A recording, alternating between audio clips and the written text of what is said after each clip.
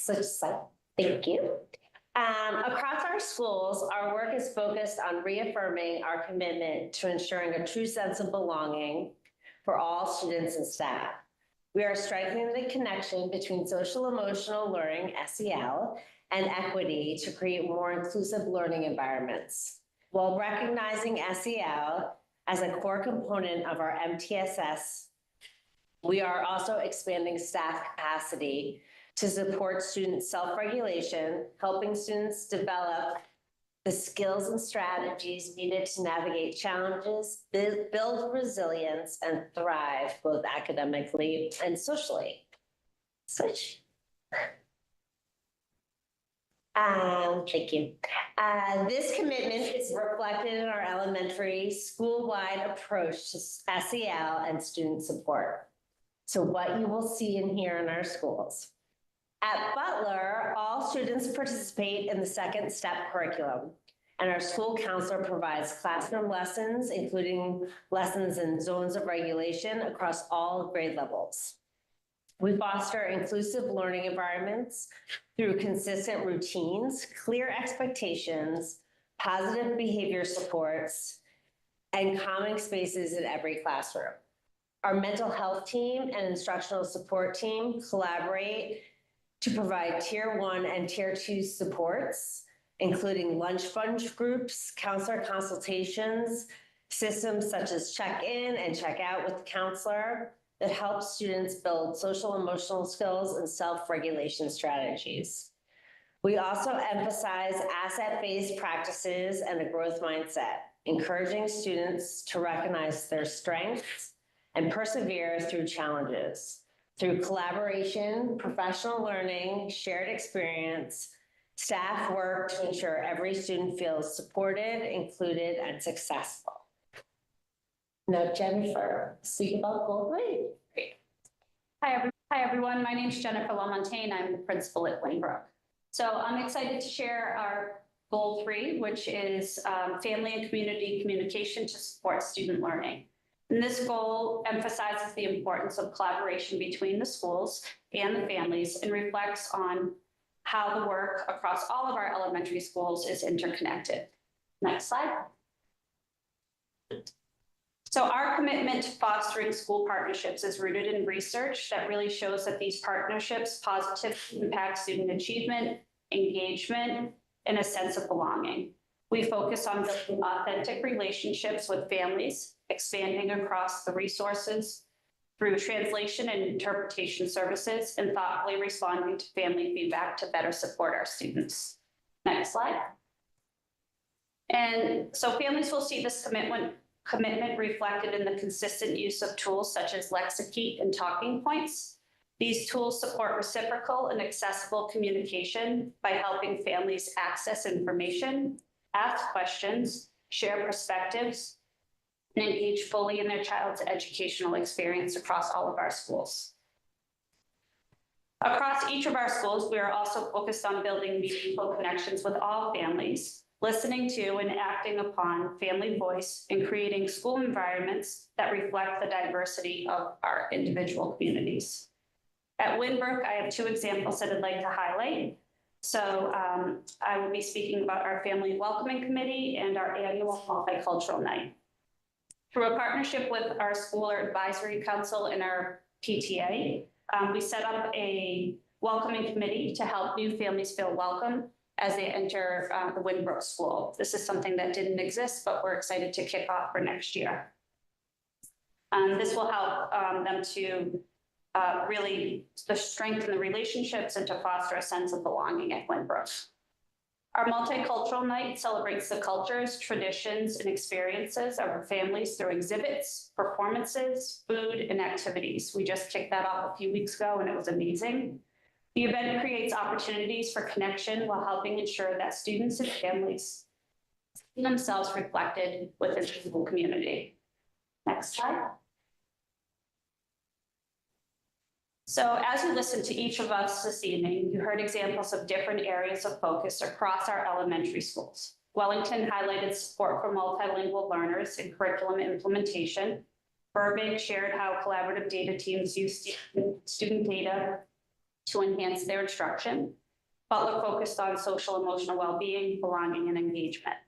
While each school highlighted a different aspect of our initiatives, all of our elementary schools are deeply engaged in the district's 3 priorities of academic excellence and equity for all students, social emotional well-being, belonging and engagement, and family and community communication to support student learning. The examples shared tonight represent just a snapshot of the important work happening across our schools.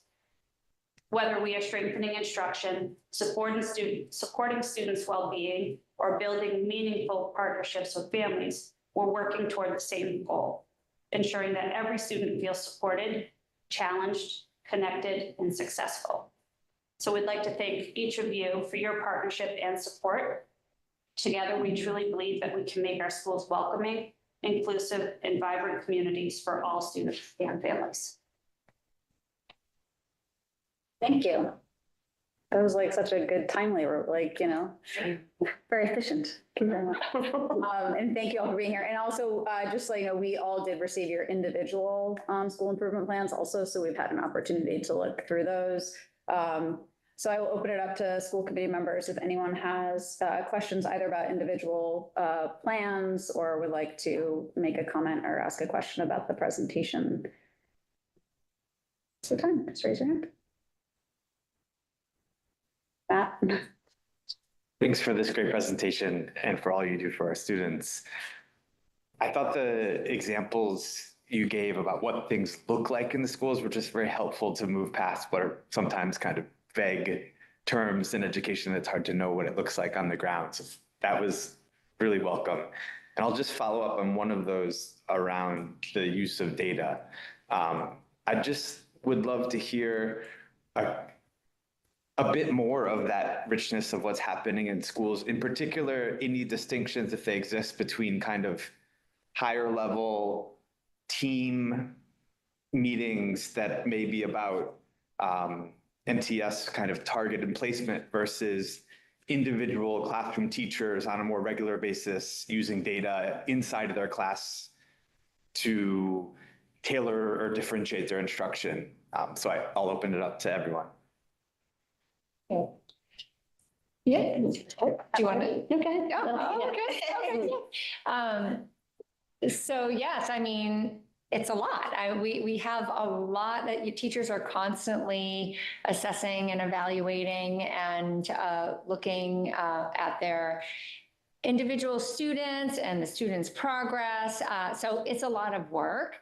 But daily teachers are they have their formative assessments. There's assessments built into the curricula.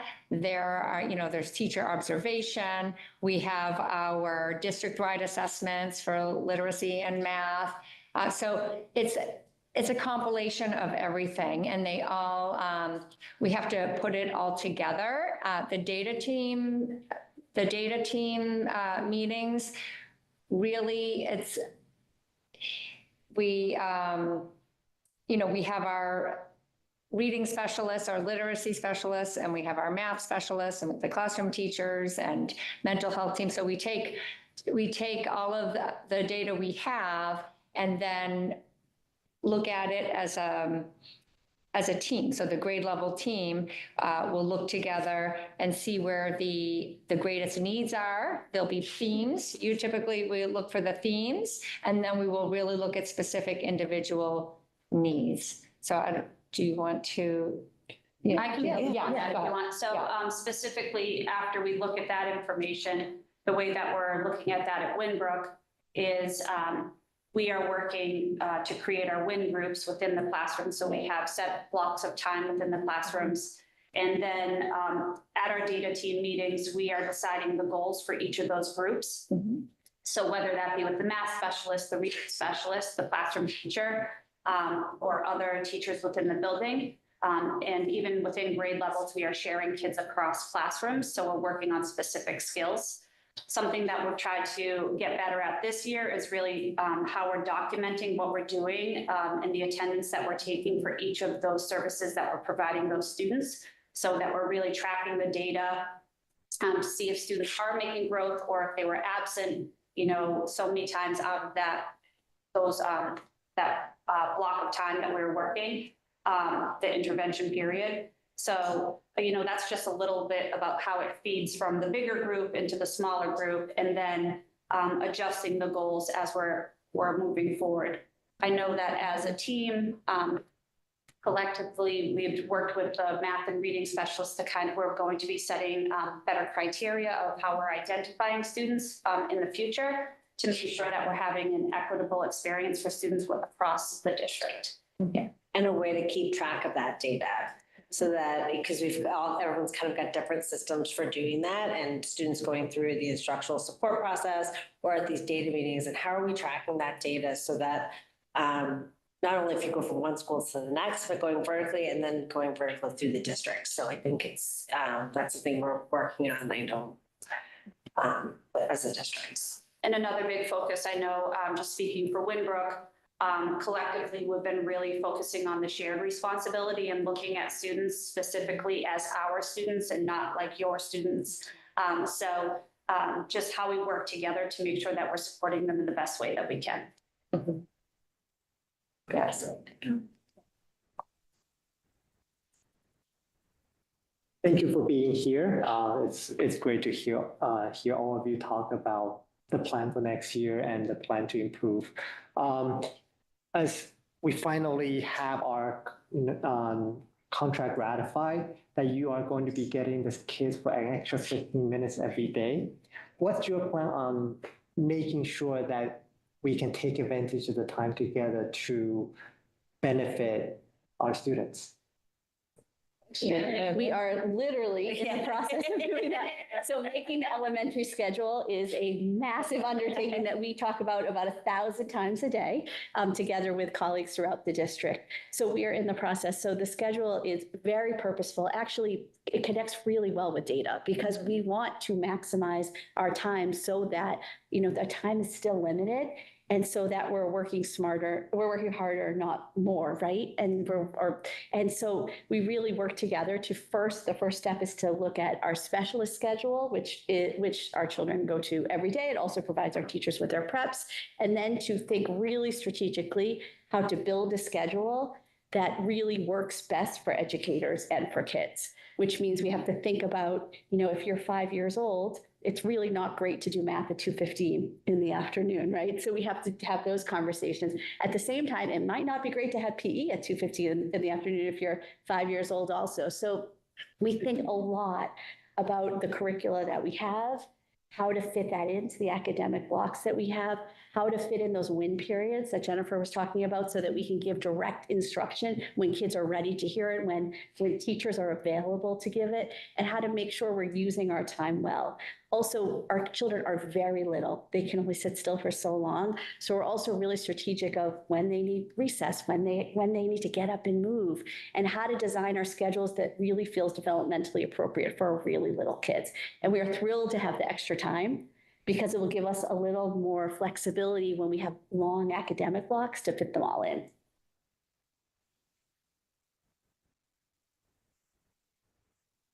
Go ahead, Don. Just a question about your first goal, talking about the deepening of types of questions that educators ask students and expanding like the expectations for students to use academic language and sorts.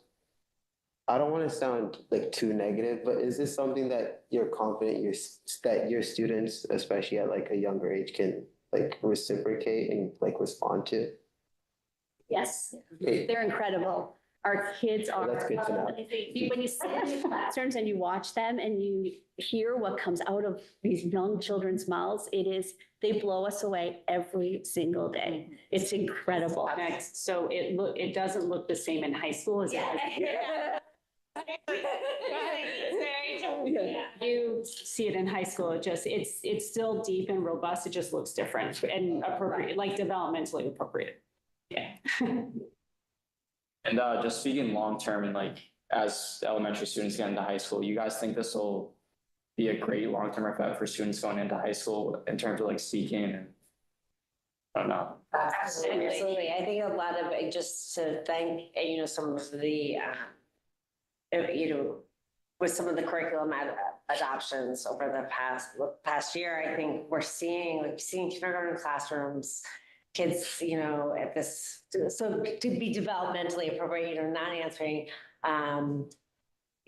so-and-so does this, or answering questions in full sentences, not just saying, it's the marshmallows, but so-and-so is eating the marshmallows.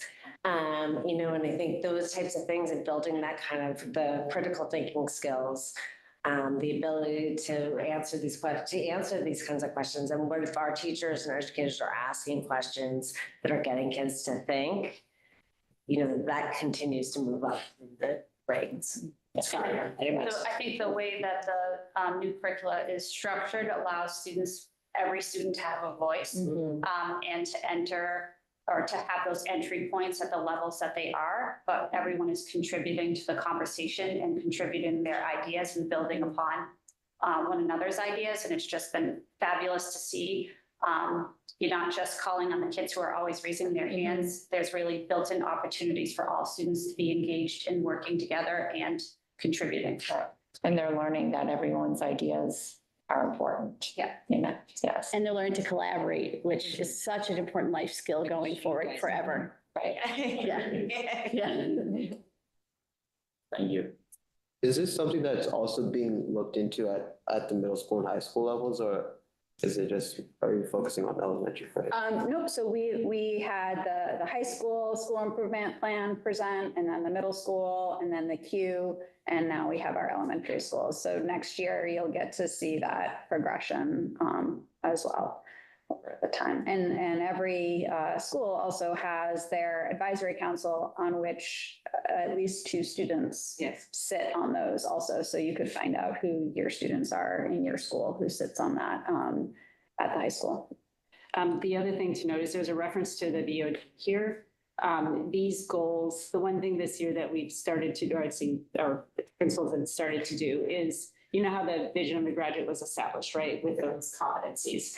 We're looking to what they look like in the younger grades. So this is all tied to that as well, in terms of building out that piece K-3. Yeah, and that's okay. If you want to raise your hand, you have a question as well? Yeah, sorry if this is kind of redundant, but my parents are immigrants from Albania, so I'm actually a byproduct of the system of, getting taught English in elementary school. I'm just curious, so what are some of the ways that you're actually gonna integrate this language in English instead of trying to force it out, as you had mentioned like earlier? I'm just curious, what are some of the methods you're gonna utilize? Can you say the second how? Can you say that one more time? Sorry, I couldn't hear the whole thing. What are some of the methods you're going to utilize to actually integrating English into your language with that? That's a great question. So I'll start and then feel free. So first of all, it's such a rich question because first of all, in terms of a huge part and what's so wonderful about these new curricula is that it really values each individual as who they are, as their identity, as their lived experience. And that's something we all share very much to really create a sense of belonging for all students. And that includes who you are, where you come from, what you believe, what you practice. And in terms of language development, and you're talking about your home language, we know the value of multilingualism, and we know the value of translanguaging, where you use the language that you know, and you use that to apply, to use the cognates, to use the parts of that language to learn English or to learn whatever language you're working on. In terms of giving all students access to curricula, some things we use are things like sentence starters, where the sentences started and people finish, word walls or word banks, where the words are accessible to people. We might modify a piece of curriculum where we aren't taking out the language, but we're making it a little more sheltered or a little more supported so that people have access to it. And we're also really careful to make sure that the materials that we use reflect the students who are using it, because everyone needs to feel a sense of belonging, not just from what their teacher says and does, but also what they're seeing in their classrooms. Yeah. Circling back to, I guess, what you were saying about the vision of a graduate, I think that's something that really struck me when I first started on the school committee, it really felt like the elementary schools were 4 separate schools. And I think this speaks a lot to the work the district's been doing just in general under a strategic plan, which we didn't have at the time. So it's just really nice to see the common vision for student success, while like you each did speak to the fact that each school does have its own culture and you want to be able to retain that. And I think that's really special, but it's really nice to see this alignment, like I said, so that we know what all of our students, what that success looks like for them. And so that as they go off after elementary school, as our student reps were saying, you know, into the older grades, that they have those common skills. So I appreciate that. And that really stood out to me. I also just wanted to make note, because we've certainly been hearing a lot about it, that the one thing I really noticed in all of these plans, and then in your presentation tonight, whether you were talking about, I guess, working with the student data, implementing the MTMS, the SS, the SEL supports, and then even down to the strengthening the family engagement, is just how much this depends. And certainly in every single one of the 4 plans I looked at, how much it depends on our educators being able to come together and do that work together. So certainly that's something that we've been hearing a lot about. And so I look forward to hearing more about how we're able to start building more of that time in for them and the structures that are necessary, because it seems like that's critical for the success of these plans also. So just wanted to make note that definitely stood out to me in all these plans. So with that, I will move on to our elementary school handbooks and the school committee. Oh, I'm sorry, Zara, I didn't look up at the screen. Did you have your hand raised? No, great. I need to remember to look up there more. Sorry about that. So our elementary school handbooks, again, the school committee received all of these, and we received the memo that, just like the others, the majority of these are updates to the attendance policy, which align with the school committee, the including of the information around the DCAP, the adjusted school start times and end times to reflect the extended school day, updated guidelines regarding free and reduced lunch, and removed the selected outdated language that no longer accurately reflects individual school practices. I do know that, Brian, if you want to speak. Oh, there were sections of each one that had dates that were out of date, referencing like 2024 or school lunch sections. Yeah. That need to be updated. Yeah. Also, the Butler School Day was different than all of the others. So that probably needs to be looked at. And but the lunch section, also, I think Winbrook had a reference to 4th graders that probably she should go. Anyway, there's just a couple of things that it's going through. I'll send a list of Send them through, rather than go through all of them right now. We were noting that this is the first time that the school committee is approving handbooks. So the first time around is always going to be some, which is going to be Spanish, but yeah, we'll make sure that gets. We're happy to edit. Yeah. Absolutely. Mine still said draft for sure. We should talk about 1 and 1. So I'm going to move approval of the elementary school family handbooks for the 2026-2027 school year. Can I get a second? Second. And is there any discussion or questions on those? subject to revision or? School improvement or no? It's We still did. Yeah. Did I say handbook or school You said improvement? handbook. You said handbook. Yeah. Subject to the Since, yeah. revisions. Second. Or, Amy. oh, Amy second. Okay. Any second, roll call on that then? Woodward, aye. Kraft, aye. All right. Dewey, aye. Superello, aye. Moriarty, aye. Thank you all for being here this evening and for your time. It's much appreciated. Thank you. Thank you.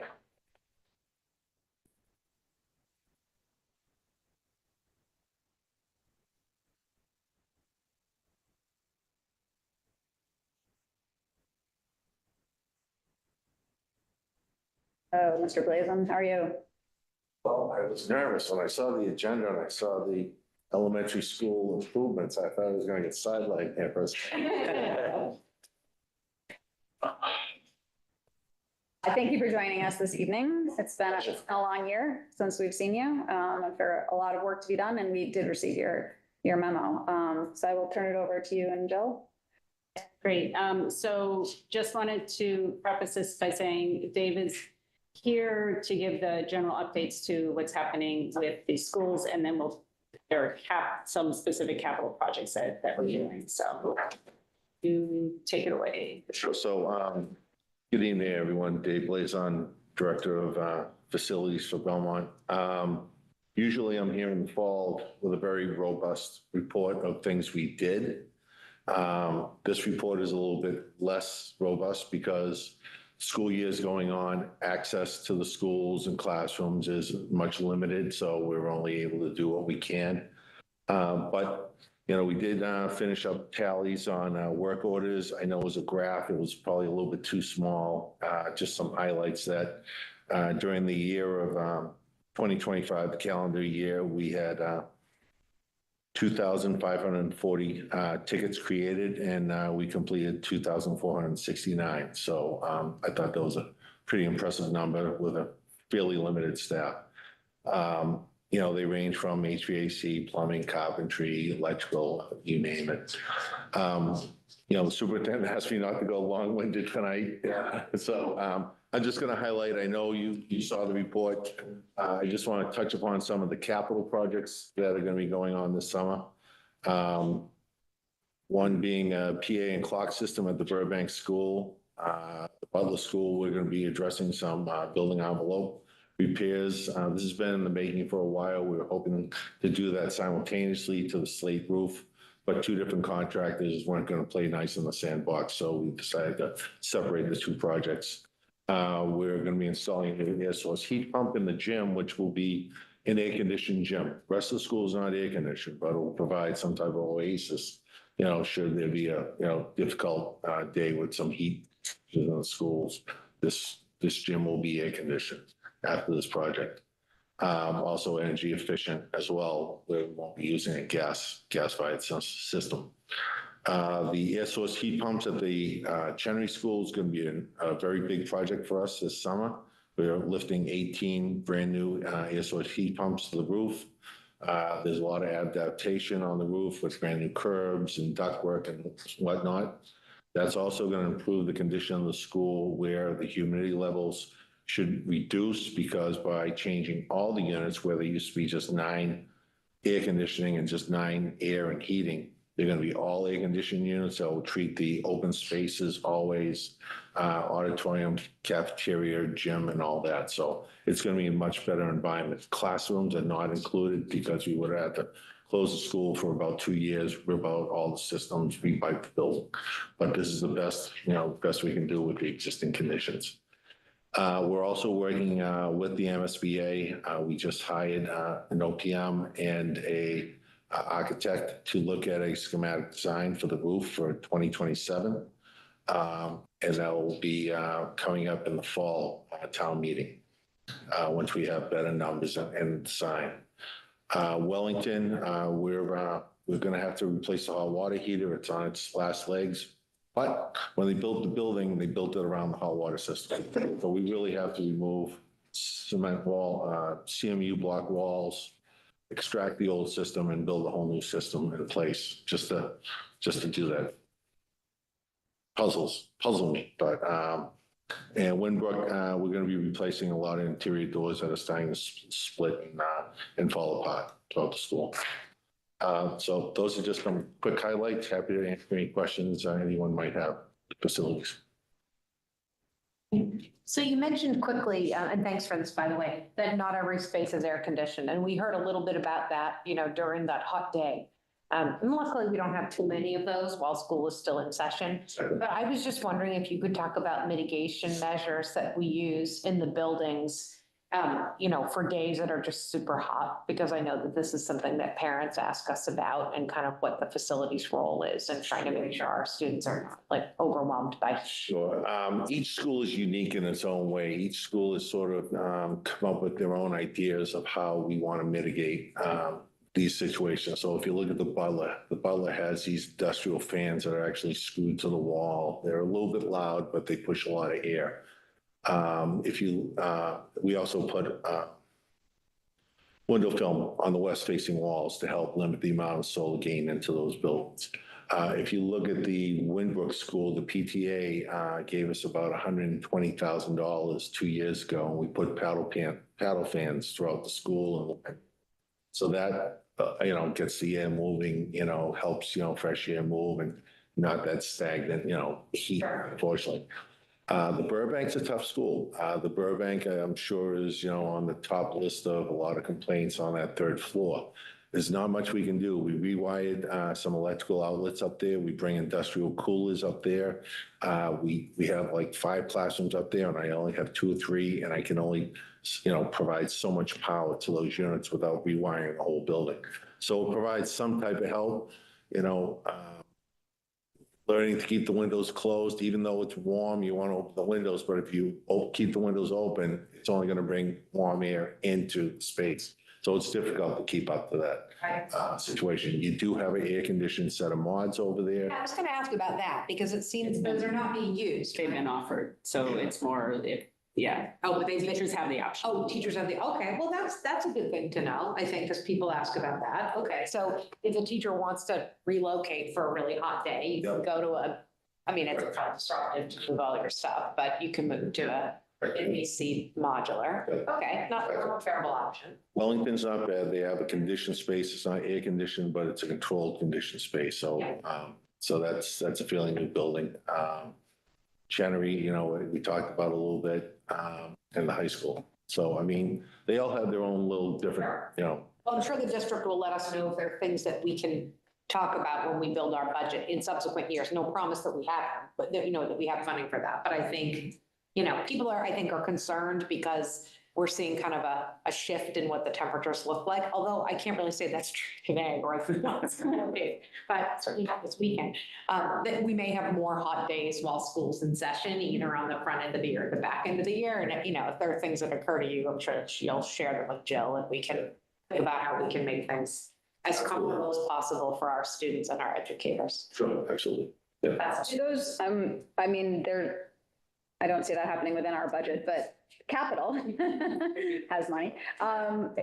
Do those come up? When you go, do you advocate for something like this? Does it rise to the level of that priority? Or if we were to say this is a priority of us? It sort of doesn't, because the way you look at it is it's an uncomfortable time of year, but it's a very small, limited time of year. So you might have actually 3 weeks out of the entire year that are very uncomfortable in those classrooms. And to look at a multi-million-dollar project or a huge renovation of a building for the sake of 3 weeks versus other things that are much higher on the priority list is, it's a tough conversation. So. Does the middle and high school have AC? Yes, it does. Well, it's called the conditioned environment, okay? It's not. What does that mean? I don't know what it means. So it's a condition, so it's designed to keep temperatures around the 72-degree. Okay. All right, so we have the geothermal fields that, heat exchangers come in, they transfer the heat and cooling through the chiller banks, and they provide like almost reverse osmosis of putting cold or cooler temperatures through the coils to keep the building at a certain limit. But you don't have big, huge chillers outside, producing the cold air. So. It's effectively the same in terms of net effect. I'm sorry? Is it the net effect, is this effectively the same, it's just a different process? Pretty much through the heat exchangers. As again, you don't have chillers as much as the heat exchangers do the work for you. So. Can you say more about the recycling program across schools? Do we have recycling at some schools and not others? What's the status? So technically, recycling is managed through the DPW. We have our own recycling coordinator, full-time position under DPW. So they have gone through the schools, and they've, met with everyone and talk about, what they do in each one. All the paper and plastics are separated, all the mainstream, trash like food. Some schools do the composting, and then the other ones just do the mainstream trash. So it's different in each school. Right now, there's not a level program throughout the district. Okay. I guess I would love maybe at a follow-up time, but like which schools specifically do and don't have recycling? They all recycle. So there's, when I say recycling, separating the plastics and the paper Okay. from, regular trash that can't be recycled. Dave, can you say what is the role of the custodians in that, in the recycling? What do they do with it? Custodians, like they have a role in. So there's different barrels that are, or what you call curbside barrels, because we really don't have dumpsters at the school except for the high school. So they'll go through and whether it's the cleaners at night, they'll separate the different blue barrels from the regular trash barrels. That all gets separated and then they get put into different containers. And then there's a recycling truck that comes every day, picks up the recycled materials, and the trash truck comes and picks up the trash behind it. So the different pickups. Super helpful. I guess I had notes from our presentation about the composting, which is kind of a separate thing, that there was not recycling at, I thought, one of our schools, and maybe I misheard or took a wrong note, but you're confident that we have just recycling blue bins at all of our 7 schools? We're supposed to. I know we do. I would really like to know that for a fact. I guess I'm asking. I Sure. think that's what he's saying. I mean, like. Yeah, I mean, there's a program in place. So if it's not being done or someone's not, then I'm not out there in the field, but it's definitely. If there's a report of someone not taking the bin out like they're supposed to, then we would just need to know that so we can correct that. I But mean, if someone's taking both of them and putting in the same barrel, that's a problem. but we haven't, if we have received reports of that, then obviously, It needs to be correct. but we haven't received any reports of that. I remember hearing about, I think there might not be recycle bins readily available around the cafeteria. I thought that was what was mentioned before. So I can tell you right now, there's bins specifically built with the school that talk about, what each piece of item is supposed to go into them. I can't speak to whether they're actually being conformed to, but I know I have a paper, cardboard, everything dumpster at the high school, and then we have the all other compactor right across the alleyway. And then, we have the cleaners at the Chenery in the high school. So, I mean, they all meet that, in their contract to do that. So. Looking a little further ahead, after the Chenry roof and AC project, what's the next big ticket item? Great question. We have the building, building assessment. It's 1,800 lines long. Okay, I hate to come out and say one particular thing. There's many. There's fire alarm proof. The Chenery, unfortunately, is like, the Chenery's at that age of useful life. So the whole fire alarm system should get upgraded. It's almost obsolete. We can still get parts, we still maintain it, but it's more and more difficult. So it goes through its biannual testing. So I don't want anyone to get nervous that the system is not functional. It's totally functional, but it's more and more difficult to get the parts. It's over 25 years old and most of the equipment's obsolete. So that would probably be the next one that would come up as a new fire alarm system at the Chenery. And it's a fairly large school, so.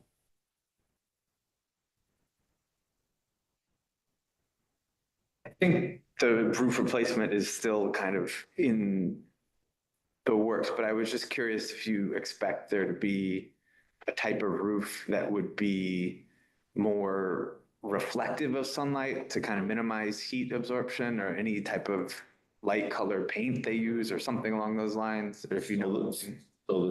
So the roofs will be white, okay, and those are considered the reflective roofs. I know the Chenery, there is, for everyone out there, it is still going to get looked at for solar when this roof is done. There's a structural study that coincides with this roof study and this roof project. And based on the layout of that roof, if they can get solar panels on that roof, they're going to do that. So, Thank you. yeah. I just wanted to note you're losing some good people. So I hope, Yeah, so find some, so we're losing a head custodian at the Burbank this we just into this school had year. his ceremony. Yeah. Oh, really? Yeah. Was here. Yeah. Okay. They were here. The electrician changed his mind and he's going to stay on till January. So he just pulled the advertisement back.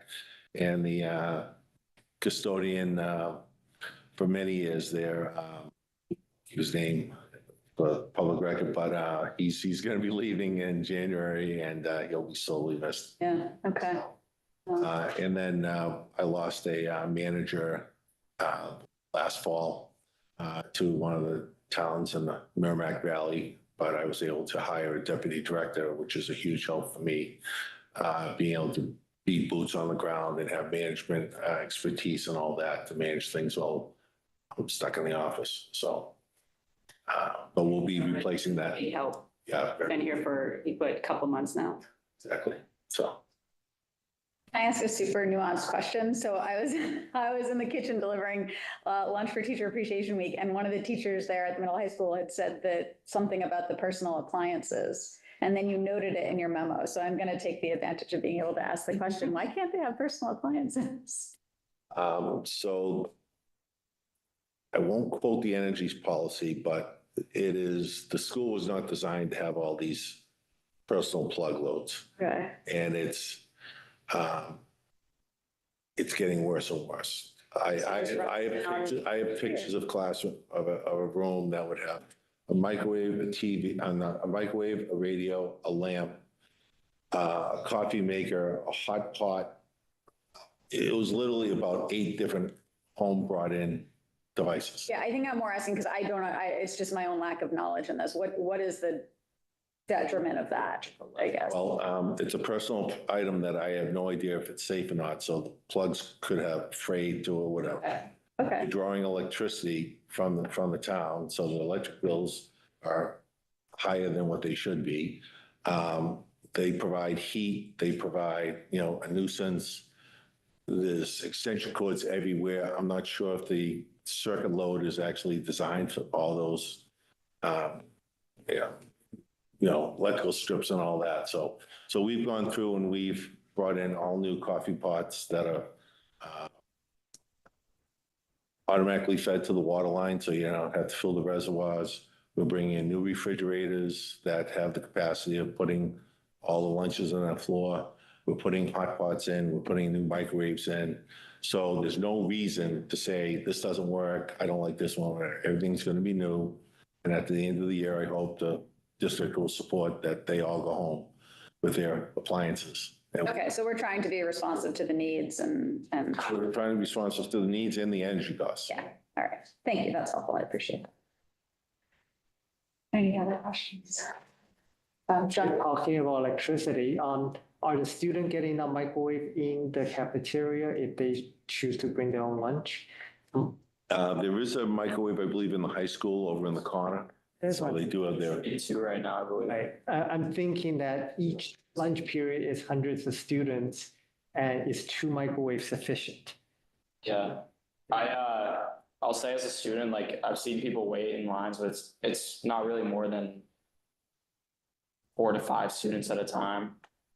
That's because most kids they buy lunch at the school, and recently at the start of the year we had 1 microwave, and then a student put in a ticket or something, and then we end up getting another. So it's been more efficient now, but. Yeah, I was gonna say, you need to be more concerned for the microwaves and the students, especially in this, because if you want to take Very concern. honest statement. All right, if there's no other questions, thank you again for this report, and we can always follow up if things come up. thank you. Thanks, Dave. Thank you.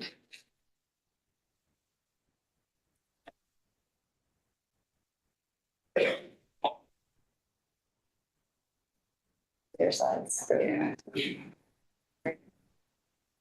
So our next presentation is Dr. Geiser's. It is her summative evaluation presentation. And just to remind all of us, we did hear from Dr. Geiser her mid-year update on February 10th.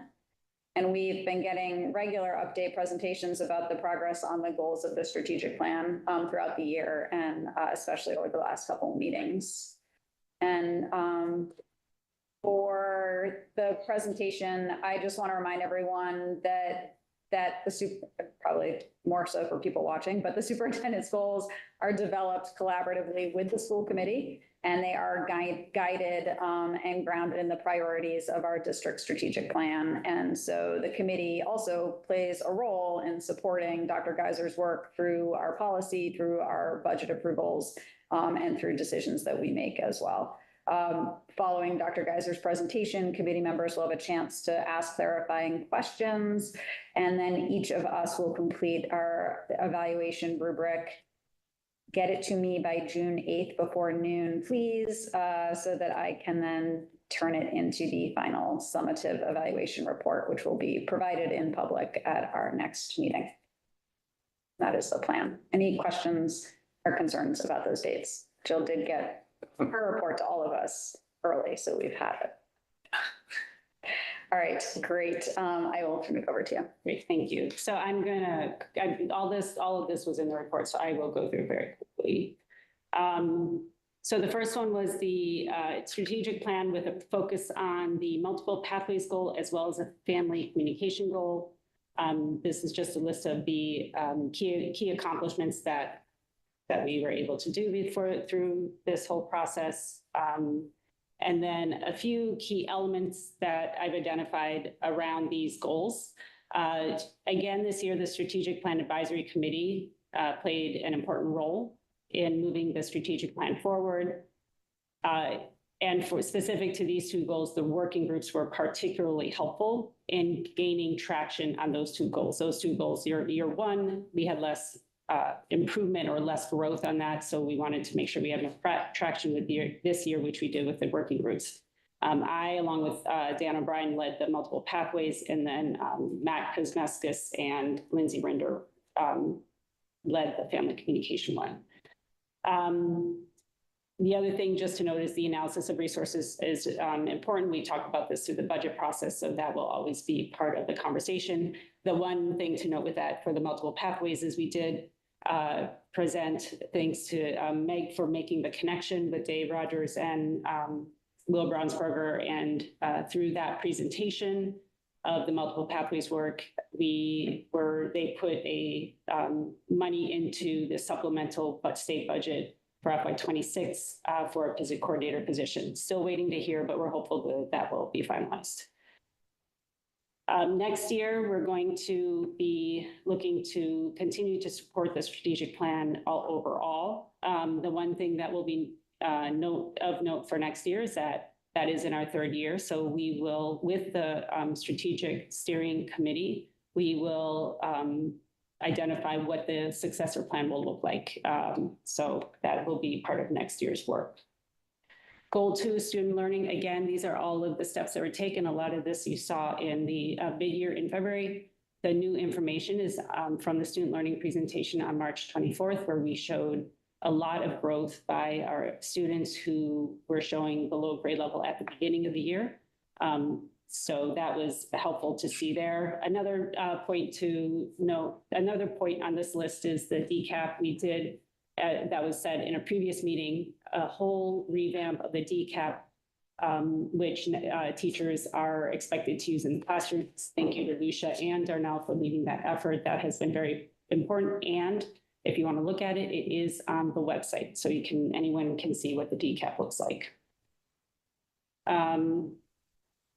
So key elements, again, I talked about the DCAP, and then the last two bullets at the end are just, again, identifying that our most at-risk students at the beginning of the year have been making pretty good growth this year to show that they are closing the gap between their performance and grade level expectations. And then for next step, we will continue to analyze the data and with a focus on the specific student populations, and certainly continuing to build our MTSS in order to strengthen our tiers 1, 2, and 3 interventions and supports. Goal 3, I don't have to see, we lived it together, all of this. So that is all, everything that we did, all the steps that we took throughout the budget process. And then just a couple of key points on the budget process. The messaging, we started to focus the message on increasing district capacity, which we've done through the moving from contracted services to staffing and building in-district programming. And now this year specifically hiring the EL teachers. So all of that is about that increasing our internal capacity to deliver the high quality services. And you saw that in a lot of that theme come out in that Budget Summit 3. The other piece of this that I want to point out is the collaboration with the town. This has been, I don't think I pulled that out in previous years' evaluations, but this has been really prevalent this year around collaborating on, getting the one-time funds for literacy and the student information system, collaboration on the field maintenance plan. Those kinds of things have been increasing as we've moved along the last couple of years. And then budgeting for FY28 is going to be challenging. Our allocation is predicted to be decreased. So we basically need to develop a budget that will at least sustain our programming, if not possibly expand it. And also we will have new contractual obligations that we need to be paying attention to for FY28 as well. So those are the next steps. And these are just what you saw in the document, aligning each of the goals as well as additional information to each of the standards. And that's it. Turn it over to school committee members. Questions or comments? Yeah, go ahead. So can you tell us more about where we've been over the course of this academic year with staffing positions that may have started unfilled beginning? I know that's always a challenge, especially in this labor market. But Yeah. how many did we start with at the beginning of the year, and where are we now with that? Yeah, I don't have the numbers exactly in front of me, but it's always it's always in flux anyway. So we were able to fill some positions. And then we've also had some mid-year departures. Mike said there were a certain number of transitions that were quite high, and I can't remember what the number was, but his transitions means what's coming and what's coming out, so, or what's going out. So yeah, I mean, there's been a lot. I will say for our budget process, we were identifying for some hard to fill positions, a higher salary amount, anticipating that we may need to hire at a higher amount because those are hard to fill. Do you know what I mean? So that was one strategy we started to do this year to help with some of the hard to fill positions, things like that. The other thing is so the HR presentation that occurred in November, Mike identified through exit surveys and interviews some of the reasons for people departing, and some of them are things like the class size and workloads and things like that. So that's information. The other part is the commute. So that we can't control the commute, but certainly workloads is something that we can be looking at. So we continue to look at that exit survey information to help us understand why people are leaving and see what we can do about that. So, yeah. That's really encouraging. I also want to point out a new provision, because one of the things we've talked about is pipeline. In the Unit D contract, there's actually a new provision under the agreements, the tentative agreements list that's on the website. It's about supporting educational support personnel to certified educators pipeline. So there's some language in there that says, we're going to keep exploring that or supporting that and things like that. So that's something in there. Thank you so much. Amy, just further to that, will we have a new presentation from Mike McAllister about the exit interview results? Yeah, we'll do another one in the fall. Okay, because last year we didn't hear that. We did not hear workload. We did not hear class size. We heard commute distance. We heard burned out of the profession. I mean, we heard other things. Yeah. But I mean, I only note this because it was something that we were taking into account as we approached negotiations in the last 2 years, that we were not seeing that, I don't think, unless I remembered it wrong. Yeah, I just looked up back at the presentation and it had it listed. The only thing I could think of is if it, I don't know if he went through it, like if he spent much time on that slide, but it was. Okay, I don't recall that. So, I mean, it was, and I'll certainly look back at that presentation as well. I'm just wondering if that's a newer thing. No, I mean, we've seen it in the past, certainly, that people, Yeah. that is something people say. Okay, got Zara. I don't have any questions. I just wanted to thank you for your very detailed evaluation memo with the links. It actually felt like a recap of the whole year. And it was a really helpful way to step back and evaluate not just, this is my first time going through this process, and evaluate not just you, but evaluate our progress over the course of the year and sort of the cadence of the year. So I just thought it was an incredibly detailed document that was helpful for me in terms of metabolizing the year. So thank you for that. Thank you. It was a bit lengthy, though, I understand. I know.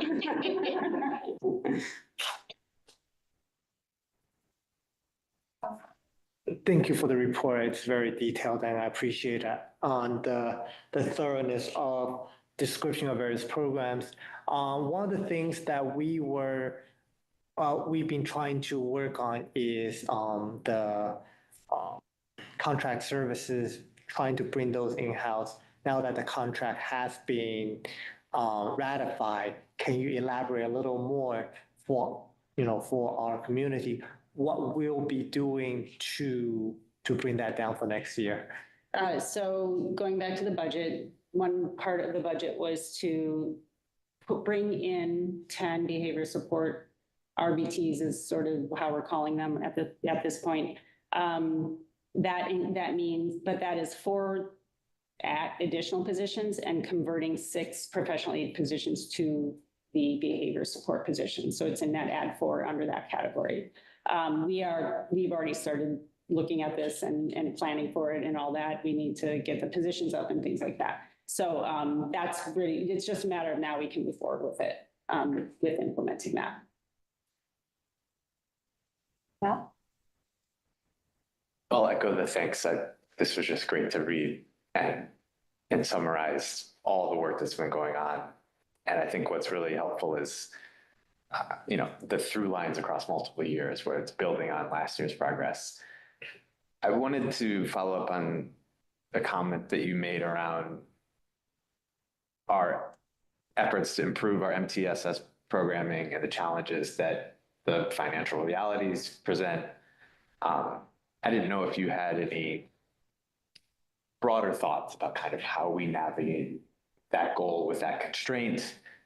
And then maybe more specifically, a piece of this is what we are doing in our X blocks and win blocks. If there's any anticipated tweaks or changes going into next year, does language in the CPA shape any of that in any way? I'm just curious kind of what you see coming. So the language in the CBA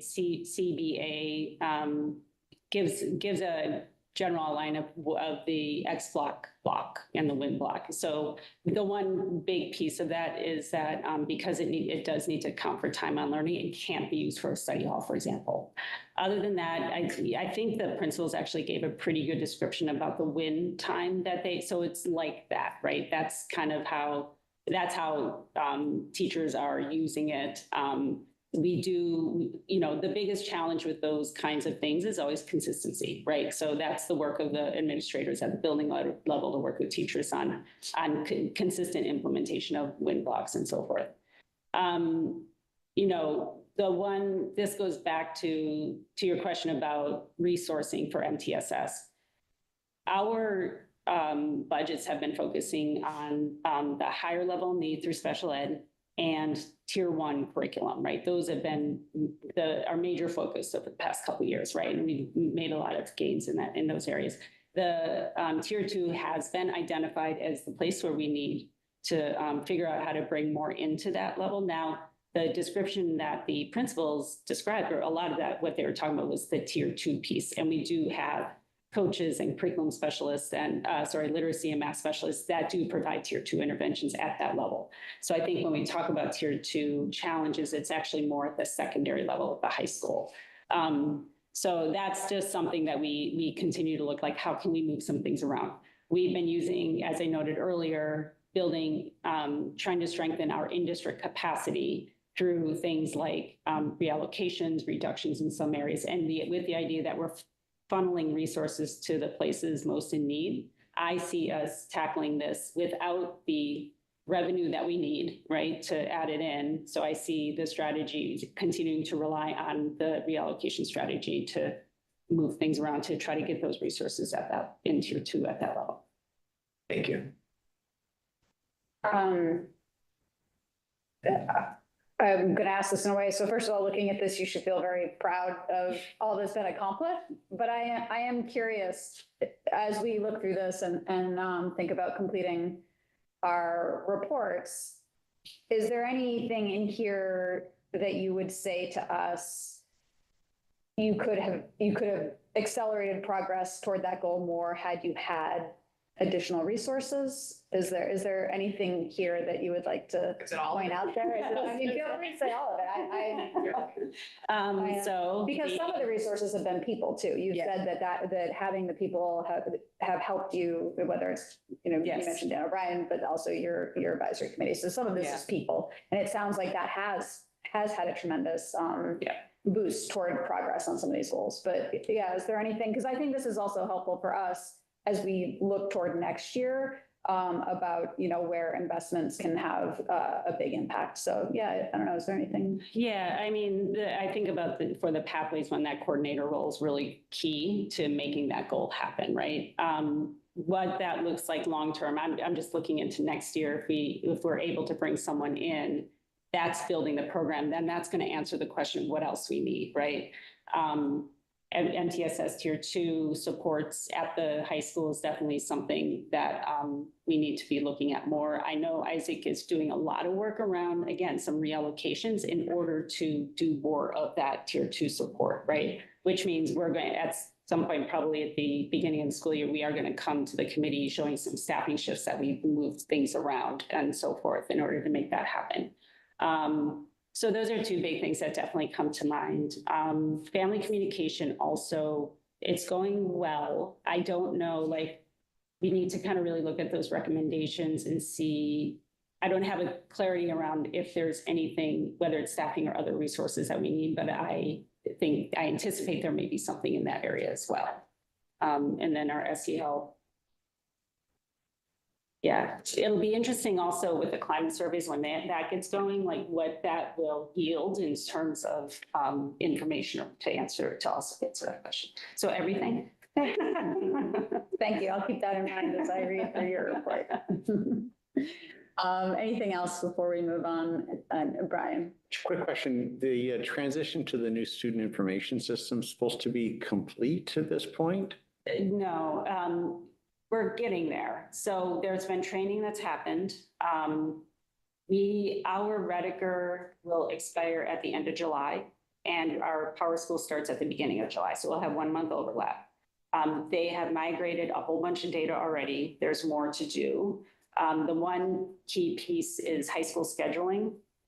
They're actually building it in Rediker and it's going to move over. Once they have it built, then they're going to move it over to Power School and then moving further build right into Power School. So there is still a lot more to do, but we are on track with the work right now. And we're going to be offering training all the way through. So we've done some initial training and then there's more to come as well. And is there training for families and students as well? Or? I was just actually talking with Matt about this. We're trying to figure out the details. Some form of webinar type of format will probably be offered.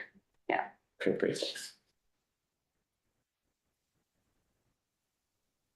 Great. Thank you. You need to load it so that they're So the next presentation, I don't think this will be that long or will require too much conversation around. It sounds like it's pretty straightforward. So this is coming from the district. And it has to do with rental fees. And I know the finance subcommittee did review this on Monday, so I'm happy to turn to you after the district goes. But from what I've heard, I think this is pretty straightforward. We probably can.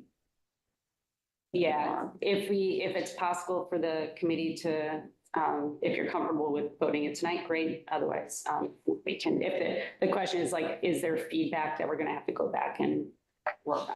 So let me get us sharing first. Okay, so we bring this to you this evening as a way to essentially bring in a little bit more revenue into the system. That doesn't, this revenue does not, these fees do not impact families. I mean, that's the one thing to know, right? We're not looking to raise fees on families, which has been part of the conversation over the past couple of sessions. But what I'm going to do is turn it over to Tony, if you want to take us through the slides.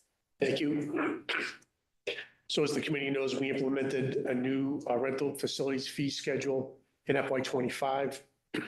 We've had some requests from outside groups to use, say, the BMHS auditorium. In some cases, those groups would be interested in charging their attendees a ticket fee. And the concern was, there could be, Superintendent, I got some additional color on this after the finance subcommittee meeting.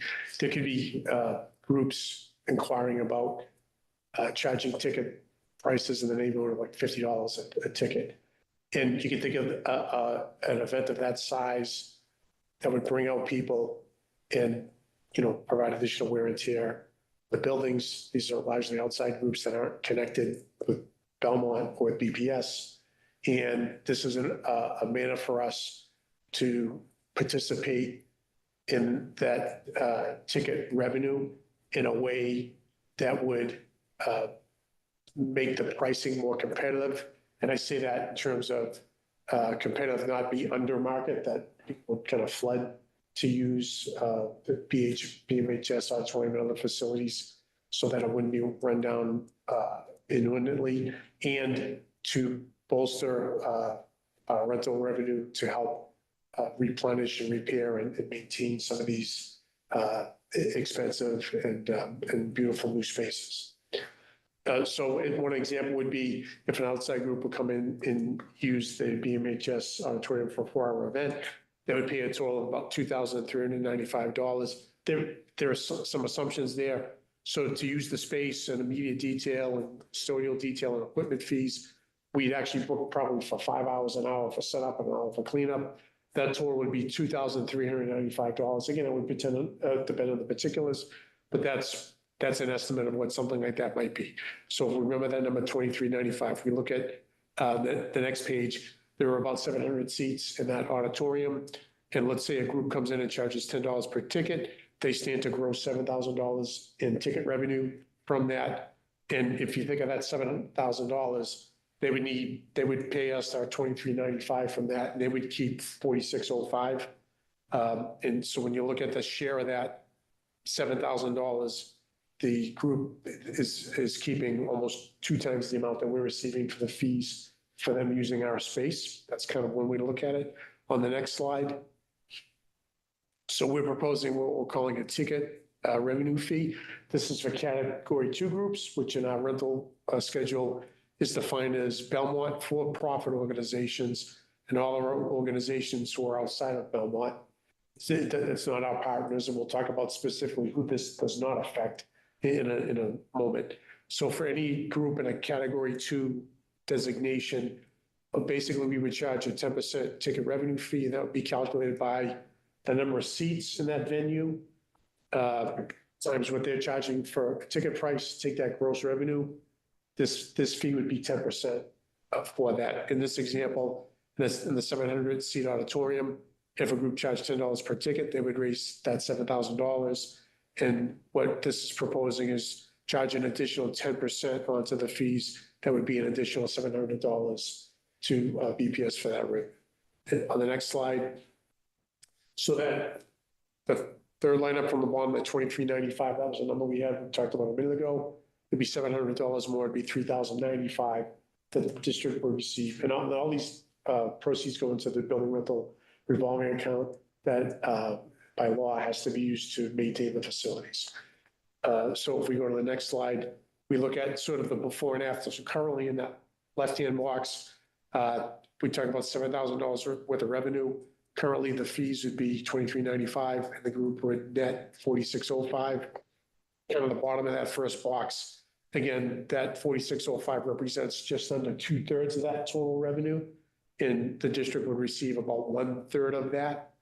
And then the box to the right is what we're proposing. Instead, the fees to the group, that second line would be $3,095 and their net revenue would be $3,905. And so what that means, in this example, the revenue share is more like 56.44 instead of about 66.34. And so the district will receive more of those dollars. So on the next slide, who does this apply to? It's the category 2 groups. This is in addition to all the fees already prescribed in the rental schedule, the fee schedule. And we'd be calculating this on the number of seats for the venue, the maximum capacity of the seats, not the number of seats, not the number of tickets they sell, because that would then allow us to calculate that amount upfront and to bill that upfront rather than having to wait on the renter to report that to us based on their count. And that would be after the fact, after the event already occurred, and we'd have to then invoice them after the event happened. And so there was, maybe I'll defer to you to talk about the differentiation about that. That was discussed at finance. And the only category 2 groups, it does not apply to category 1 groups, which is Belmont nonprofit organizations. Does not pertain to our partner groups, our PTOs, PTAs, FBEs, and other groups like that. It does not pertain to use by town municipal departments, boards, or committees. So one of the questions that was asked that we talked about on Monday morning was sort of like, where is this coming from? So we were focusing on this example of where you have an event with like a $10 ticket sale. But what we could end up seeing are fairly large productions where you have a dance company that comes in and charges, I don't know, I went out $50 to $100 a ticket. And so these are, well, I think what we're talking about, like, you know, if there are major productions that come in, that people are looking for a less costly space to rent, but then end up charging quite a bit more to make that revenue for themselves. So that's also kind of how we're thinking about it, and so where it originated. You already talked about the different. So one of the things with the differentiated in terms of level of seating, this example said 700 seats for the whole auditorium. One of the things we talked about was actually doing 2 layers. So you've got the lower level orchestra seating. There are, we have to get the exact number, somewhere between 400 and 500 seats. And then you've got the balcony, which is like 200 or 300 seats. So we could do a multi-level. So like you had, if they say we only want the orchestra section, then we use that seat number to charge. But if they say the whole auditorium, then it's that seat number. So that's one possible way to sort of differentiate too. Do we have somebody who's going to start promoting this out to groups? Where our thought, we weren't talking yet about promotion. It's more, I mean, we don't really promote rental anyway at this point, but it would be posted as part of our rental documents. So I see this as a way to protect our assets, protect the investment of the town, especially in that beautiful new middle and high school building, but for all of our facilities. Again, this keeps us from being under market. That would arguably put us in a position where lots of groups would want to come. We're beginning inquiries, but this would put something in place whereby it would be enough revenue to make it worth our while. And by worth our while, I mean help to fund future maintenance and repairs that those additional non-BPS events held at our facilities would create over time. 100 seats somewhere. I think I'm only one person at town meeting with 5 rows to myself. There's like 30 people at town meeting these days, and we've got a 700 seat auditorium open for it. Okay. Amy, anything from the Yes. finance subcommittee? Just very briefly. So first of all, I think that the sentiment, this may have been the first finance subcommittee meeting that we've had in a long time that ended early. So we did not spend, even though we started late, it was my fault. But I would say, I don't think that this is something that's worth a lot of debate. I don't, unlike other things we've talked about, where we've run all these different scenarios and things like that, I think it was pretty much a consensus with the FSC that it's kind of, sure, makes sense, that's fine, we'll move on. We did not think it was something that required a lot of different scenarios. Brian asked the question, which I think is the right one and a very good one, which is what are we trying to do here? What's the overall objective? And I think Tony talked about that a minute ago. You know, we don't have a ton of interest right now from those kind of for-profit groups. And the example we used was like a dance studio, right? I mean, again, it could be something else, but you know, like a good old Miss Maria's School of Dance in the old days, they're out of business now, so I can use their name, where, you know, you get 1 million kids who run into the auditorium and stand on the seats and rock back and forth while they have to watch their siblings dance. And I mean, again, it could be something like that. But, you know, we don't get a lot of those people inquiring. But if we were, what do we want from them? Do we not want them to come because we're protecting the asset, or do we want the revenue, right? And that, again, was Brian's question. And I think the answer is we want to strike that balance. We would be happy to have that revenue. That would be good for us, but not to the extent that we now have our asset, which is priced under market, which is going to flood us with demand. We'll end up making very small amounts on each individual rental. And then we really do have to worry about the wear and tear on the asset. So what this does is essentially add a little bit of a protection policy where we say, if for whatever reason things start to turn and we start to get lots of groups like that which are interested, we're at least, you know, adding a little bit to the fee, which makes it such that we'll have a little bit extra in the reserve to deal with the auditorium seats, which inevitably break because, you know, Miss Maria's kids are standing on. I've been to these shows, that's all I'm saying. Okay, so I'm saying, I think that was the idea.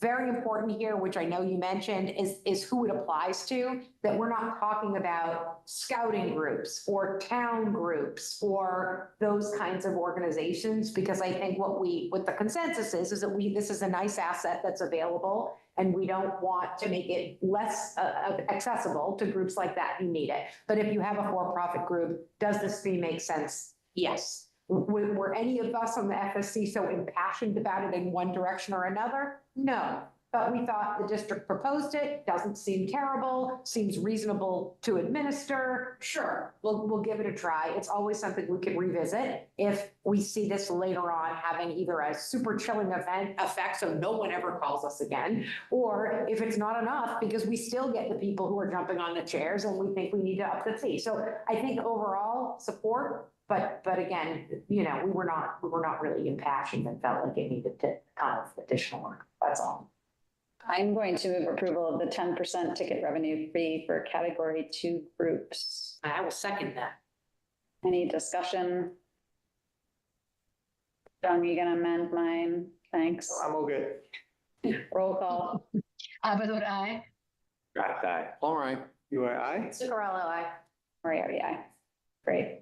Thank you. Thank you for thinking of creative ways and trying things out. The Belmont boys is here. I'm sure they're going to quote me about standing on the chair. I attended the, I've been there. That's all I'm saying. in Arlington. Okay, we're going to move on to school committee policies. The policy subcommittee has been moving forward. So we have 4 groups this evening to take up. So the first one are our second read from section J.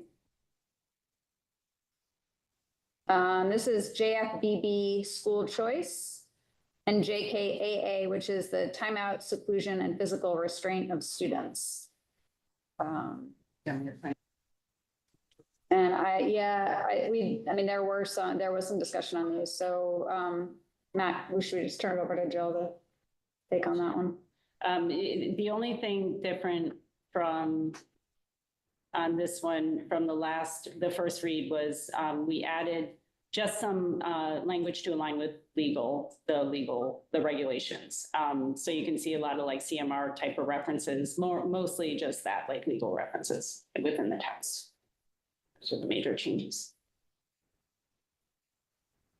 So I'm gonna move approval and adoption of JFBB, school choice, and JKAA, timeout, seclusion, and physical restraint of students. Second. Roll call, please. Avatur, aye. Kraft, aye. Palmer, aye. UI. Superella, aye. Moriarty, aye. And then I'm gonna go on to the second read for section K. So just to remind people, this is the KBG, Parent Advisory Councils, KCD, Public Gifts to the Schools, KDB, Public's Right to Know, and KE, Public Complaints. And then there were some recommended removals there as well.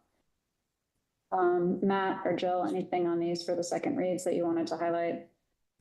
No, we made the amended and changes around abbreviations and other types of just clarity edits to the first PAC policy, and everything else is pretty straightforward. You have a few removals. Yes, I will mention those when I move, but I just wanted to make sure nobody had any lingering questions. Good to me. All right, I'm going to do the, so I move approval and adoption of policies KBG, Parent Advisory Councils, KCD, Public Gifts to the Schools, KDB, Public's Right to Know, and KE, Public Complaints, as well as the removal of Belmont policies 1017, 1017P, 1004, 1018, and 1019. Second. Roll call. Avatur, aye. Kraft, aye. Palmer, aye. UII. Superella, aye. Moriarty, aye. Thank you. And I will tee these up, but then turn to Matt and Jill if they have anything. So for section J, we have first read on two policies, JLCD, which is administering medicines to students, and JLCDC, which is self-administration and self-carry of medications. When we did speak of these in the policy subcommittee, we did have Nurse Frumley who had reviewed these as well. Matt or Jill, anything on these two that you wanted to highlight? I do have, because this was a question we left from the policy sub about the school committee approving training. So this is page 2, 1, 2, third page. In the paragraph that says. Which policy? Oh, JLCD, the first one.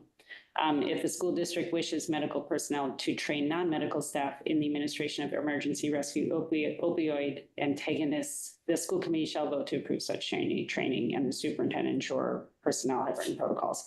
So the question that we were asking is that a requirement for school committee to approve the training? The answer is yes. So I kept it in the policy itself.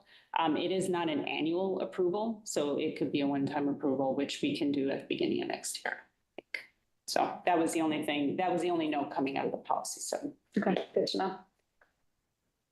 Which section are we talking about? This is the JLCD, administering medicines to students. If you go down to the third page. I don't think those are today. Those are May 19th documents. Oh, I see. I'm in the wrong folder. I think some of that was raised because of some of the training that has been happening. Yeah. Of our students. Okay, got it. In our camp. We've heard great feedback on. Okay, I'm good. Yeah, I did read these. All right. So the other first reads were from section K. You'll notice there's KHB, advertising in the schools, KI, visitors to the schools, KJB, partnerships with community organizations. And then the removal of Belmont policies 7005, 1023, 1010, and 1022. Matt, do you want to highlight anything or just speak to that KJB, which was Belmont Policy 1029, the partnership with community organizations? So we had a conversation, which is a long running one, which is, should we clear out policies that are extremely vague and not clear what is actionable versus kind of stating general intent and spirit of what we want the districts to engage in. And for KJB, the partnerships with community organizations, not with a particular amount of passion, but landed on the side of, we think that we are lucky to be in a community where there's a lot of supporters and organizations that we can draw upon to enhance the education we can offer students. And saying that in a formal policy was beneficial for kind of the broader arc of what we do here. So we've maintained that. And then for KI visitors to the school, just trying to clarify with the edits that you can see in red, specifically the protocols we're using for judging when and why someone would be allowed access, and that it's not an open door policy. I'll say that in some of the elementary school handbooks, they explicitly say they're working to minimize interruptions. So they have policies about how you just come in and give your item to the central office staff. And I think this is in the same spirit of that. And we did have discussion over these. I had confusion around advertising in the schools, for instance. So like there were, I mean, we had a lot of back and forth and questions about some of these that we're putting in front of you. John? So I'll take one at a time. On advertising, these are commercial advertising that we're focusing on as opposed to student group advertising their own events. That's what we talked about, which is why also we added the line not-for-profit organizations at the end of being, this doesn't prevent advertising from. So the student, the theater program that has advertisements is not covered under this. Like FB is another one that they work on behalf of the school or for the school district. So Okay. And then on the visit to school, are the cross out from MASC's language or are these? That's what we did at subcommittee level. So I think we're not crossing out things that used to be a Belmont School Committee policy. this was in school, correct. So the red that's crossed out before it is policy 1010. That's what is being removed. The old stuff. Okay. So what is redlined on KI is the original MASC policy that we made revisions to. Okay. I mean, having communities visiting school for the right reason is helpful and important. Before I moved to Belmont, I actually had a visit with Mr. McAllister as a principal at Butler. Now, I didn't visit the classroom, but I did visit with the principal and appreciated the visit as my understanding for the school and the community. So as long as, you know, we're not saying visitors not allowed, I think. So it's essentially up to the principal, like, right. School will decide what, you know. Then I'm okay with that. I don't have this chapter and verse, so I can't, but I think I recall one of the elementary school handbooks talked about students bringing guests and it was crossed out or something like that and left vague. So I wasn't sure if that, maybe I'll go back and look at it or something like that. You can look at that because they also haven't seen this new policy. So as it was in development, so we might need to go back and look. Maybe I'll have to go look. Okay. Sure. Where would parents visiting classroom for a reading or, you know, Chinese New Year exhibit or something? That would be a legitimate purpose as deemed by the school district. Yeah. Okay. Yeah, that's fair. There is something in the individual school handbooks Yes, about that. Yeah. It's one thing to be invited, it's another to. But this goes against is like, you know, people saying, you know, insisting coming in and, you know, if they want a tour of the school, we can say that's not, we don't do tours of the school.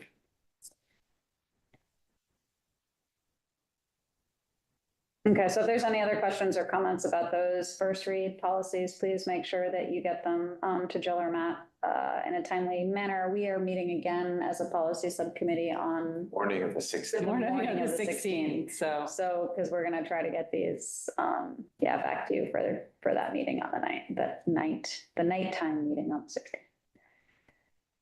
16th. Any subcommittee or liaison updates? Brian, any update on the walking?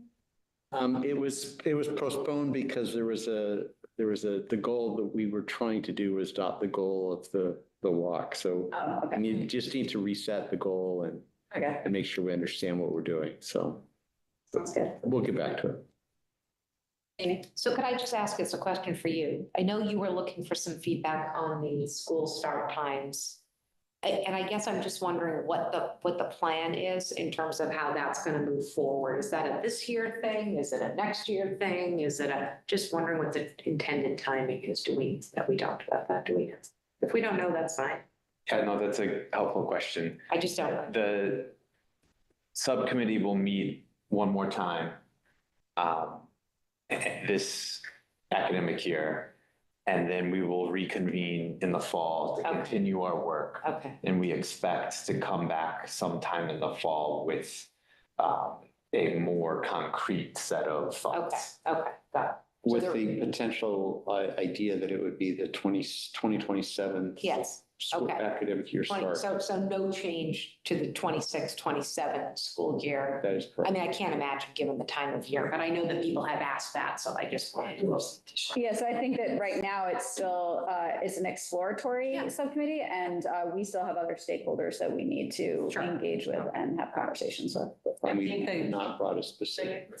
Got The confusion also might be, so when we posted the announcement, we said it was titled like school start, new student start and end times. We almost posted schedules, but that would mean people would be expecting a bell schedule, and that's not what we're doing. So that's, I acknowledge the confusion around that. Yes. It's not the start and end time committee work, it's the, based on the 15 minutes. It's the adjustment based on the 15 minute. I've tried to clarify that and people have asked, but that's all I'm saying. Yeah, but again, that's all I'm, so what, so the adjustment for the 15 minutes is not related to the school start and end time work, which will continue in its ordinary course. It will not, okay. Are there any other subcommittee or liaison updates this evening? You have a question? I was just gonna go back to the start times. So the plan is 7:55 to 2:30 at the high school, starting. I have to look at that. So that's not a start time. Could we take that, maybe you could talk to Dr. Geiser about that afterwards, yeah. It's a different thing. Because we're just doing subcommittee updates right now, and that's not part of our subcommittees, but we will definitely address the question right after. Any other subcommittee or liaisons?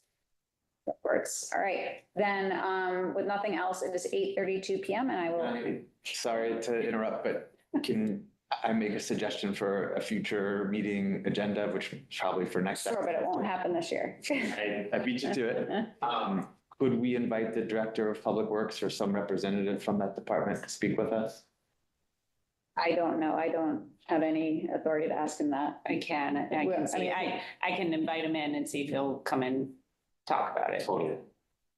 We can ask, or I could ask for Therese. Yes. So, We can. okay. Sorry to interrupt. No problem, actually, because we meet with Patrice tomorrow, so we could. It's on. The other thing too, sorry, but the other thing too, we could let's figure out if this is something where they come to a meeting versus something we gather and send. 100%. Yeah. Whatever process would be best to communicate. Anybody else? All right, great. It's 8:33 PM now. I will adjourn the school committee. We are adjourned. Thank you.